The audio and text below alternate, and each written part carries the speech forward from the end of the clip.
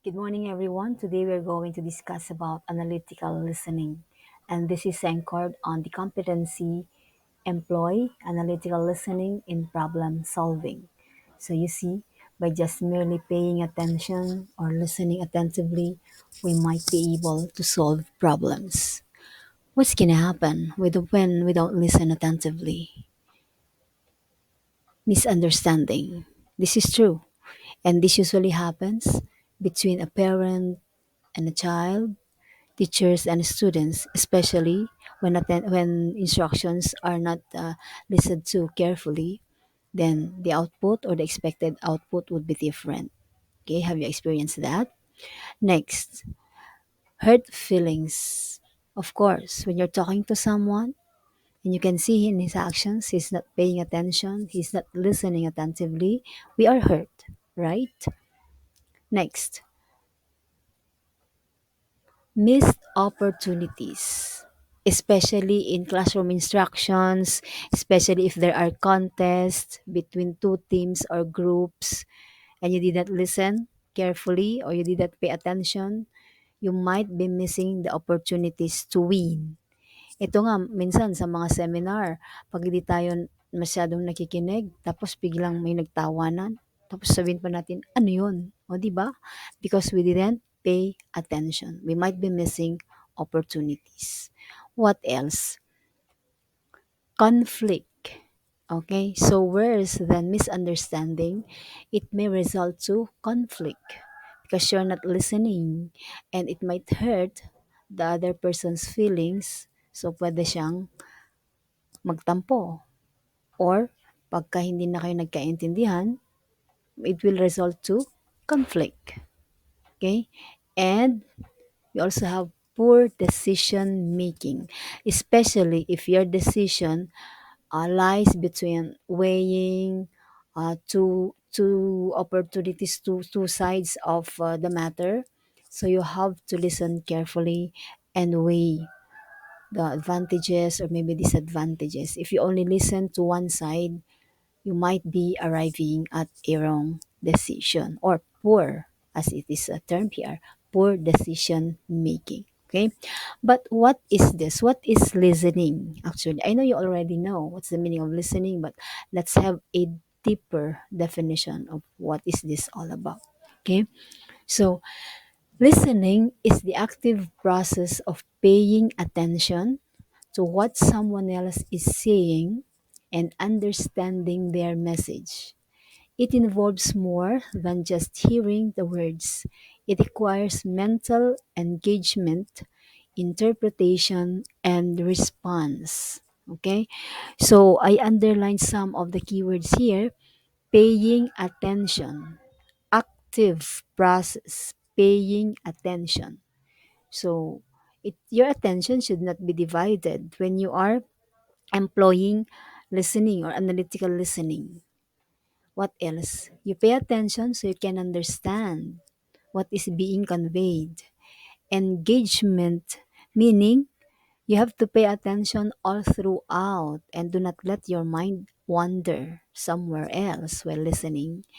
And interpretation, okay, it should be processed in your mind. You're interpreting what you hear, what you listen to, and then you also have your response. You may nod, you may smile. Okay, so there is a response, meaning because the message is understood and it is processed in your brain or in your mind, there might be or there should be a response. Okay, what are some types of listening? Let us also discuss this. Number one is informational listening. What's the purpose of this? This is only understanding and remembering information. So, for example, they are enumerating some points, let's say, or you're listening to a weather forecast. You want to know whether there are classes or no classes. So, that is only informational listening for you to remember information. Number two, empathic listening. Okay, from the word empathy. Okay, this is understanding and sharing another person's feelings. So maybe ito yung intimate listening between friends, maybe or between family members. Okay, empathic. And but this is also true with formal talks or speeches. Okay, if you understand the perspective of the speaker. Okay, next. I oh this. We also have critical listening, evaluating a message and assessing its credibility. So this time you do not only listen to gain information but to validate, okay, what is being presented. Is it credible? Is it reliable? Is it factual? Okay, or is it only an opinion or assumption? Okay. Next, active listening. Fully engaging with a speaker and understanding their message. So, fully engaging.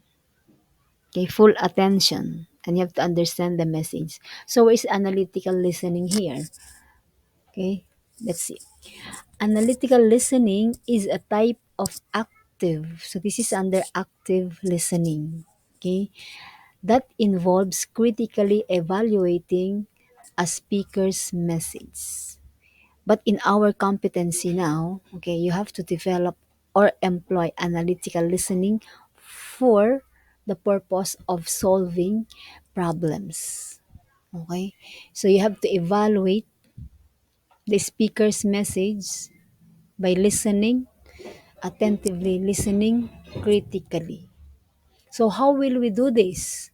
How can you employ analytical listening? Paano ito? Okay, let's have some tips here. Number one, pay close attention. Ito na nga yung kanina, focus. Okay?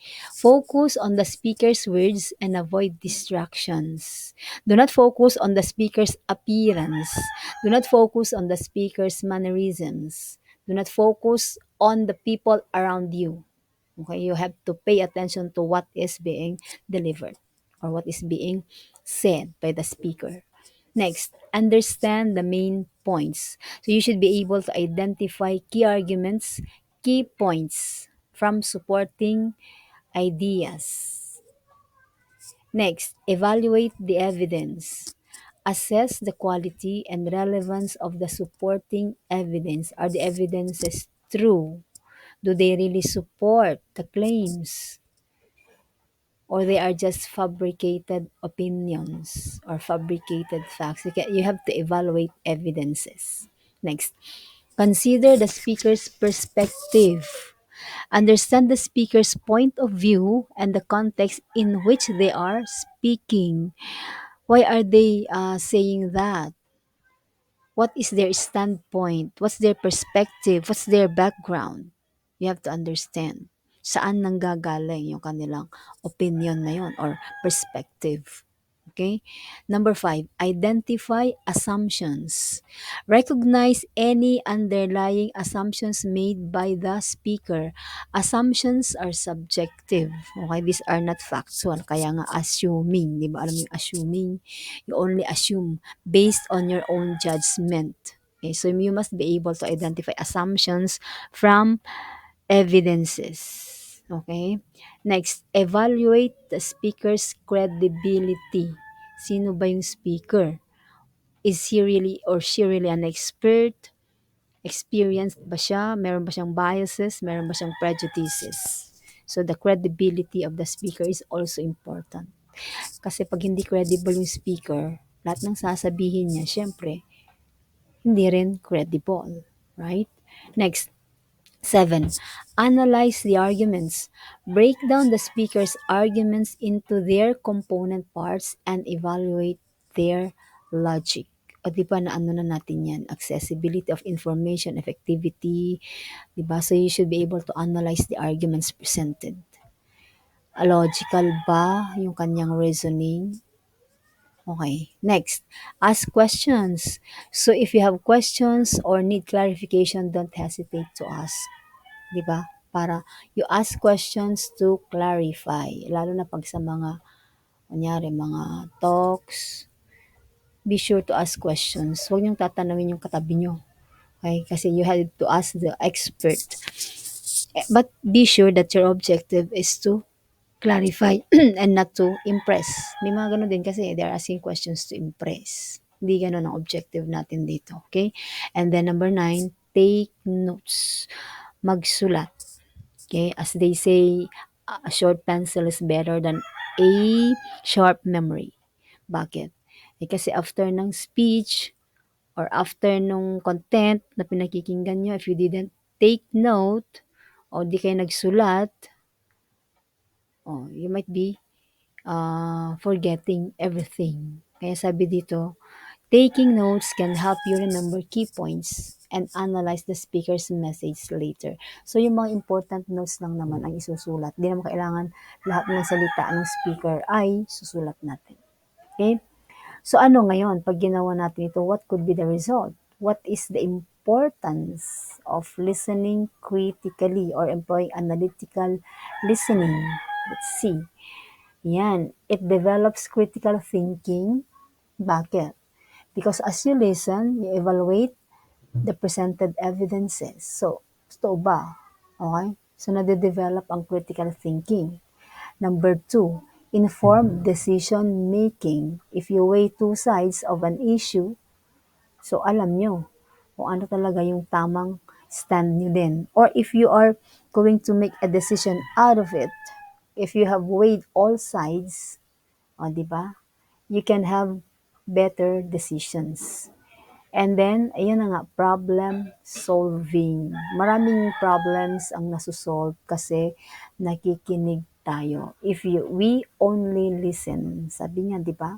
Maiiwasan natin talaga ang misunderstanding. So, syempre, pag in-employ natin to, on the contrary, yung result, di ba?